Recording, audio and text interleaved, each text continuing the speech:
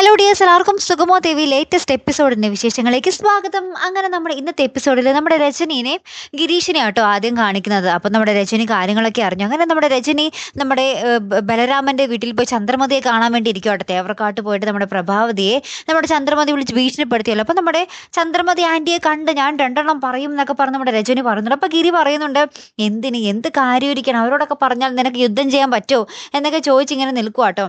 അതിനുശേഷം നമ്മുടെ ഗിരീഷിൻ്റെ അമ്മ വന്ന് അവിടെ കുറച്ച് പ്രശ്നം ഉണ്ടാക്കുന്നുണ്ട്. വേറെ ഒന്നുമല്ല, നമ്മുടെ ഗിരീഷ് നമ്മുടെ ചന്ദ്രോത്ത് വീടിന് വേണ്ടി ആരോടൊക്കെയോ പലിശയ്ക്ക് കാശ് ചോദിച്ചിരുന്നു.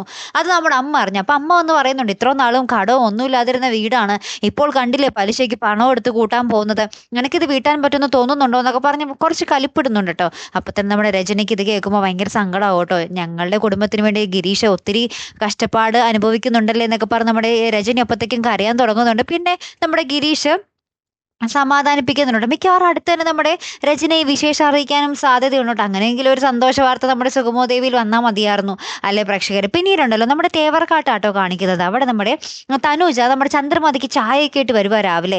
എന്നിട്ട് തനുജയാട്ടോ നമ്മുടെ ചന്ദ്രമതിയെ വിളിച്ചുണർത്തുന്നതൊക്കെ. അപ്പം നമ്മുടെ ചന്ദ്രമതിക്ക് നമ്മുടെ തനുജ ചായയും കൊണ്ട് വന്നത് കാണുമ്പോൾ നമ്മുടെ മീരയാട്ടോ ഓർമ്മ വരുന്നത്. അങ്ങനെ നമ്മുടെ ചന്ദ്രമതി ഭയങ്കര സെൻറ്റി ഡയലോഗ് അടിക്കുന്നുണ്ട്. എൻ്റെ മകളും ഭർത്താവും പോയതിന് ശേഷം ഇപ്പോഴാണ് എൻ്റെ മനസ്സിനൊരു കുളിർമ കിട്ടുന്ന കാഴ്ച ഞാൻ കാണുന്നത്. മോളെ, എൻ്റെ സ്വന്തം മീരമോളെ പോലെയാണ് എനിക്കിപ്പോൾ തോന്നുന്നത് എന്നൊക്കെ പറഞ്ഞ് ഭയങ്കരമായിട്ട് നമ്മുടെ തനുജയെ ചേർത്ത് പിടിക്കുന്നുണ്ട്. അപ്പോൾ ഇത് നമ്മുടെ ത്യാഗരാജൻ കാണുമ്പോൾ ത്യാഗരാജനുള്ളിലൊരു സംശയം, ഇനി നമ്മുടെ തനുജയെ തേവർക്കാട്ട് കൊണ്ടുവന്നത് അബദ്ധമായി പോയോ, ഇവളിനി എങ്ങാനും ഇവിടുത്തെ സ്വത്തുകളൊക്കെ അടിച്ചു മാറ്റിയിട്ട് പോകുമോ എന്നൊക്കെയുള്ളൊരു സംശയം കേട്ടോ.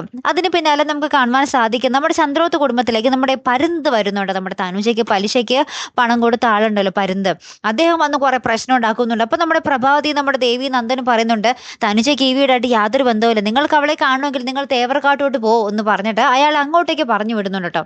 എന്നിട്ട് അവിടെ ചെന്നിട്ട് നമ്മുടെ പരുന്ത് ഇങ്ങനെ പ്രശ്നം ഉണ്ടാക്കുമ്പോൾ നമ്മുടെ തനുജയെ കാണുന്നൊക്കെ പറഞ്ഞ പ്രശ്നം ഉണ്ടാക്കുമ്പോൾ നമ്മുടെ ത്യാഗരാജൻ അവിടെ പരുന്തിനെ ഭീഷണിപ്പെടുത്തുന്നൊക്കെ ഉണ്ട് കേട്ടോ.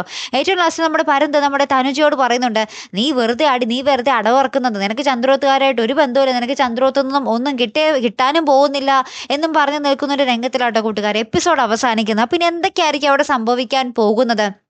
ഇനി നമ്മുടെ തനുജയുടെ കളന്ന് വേണമെങ്കിൽ ചന്ദ്രമതി വീട്ടിൽ കൊടുക്കാനും മതി കേട്ടോ, അതും പറയാൻ പറ്റില്ല അല്ലേ.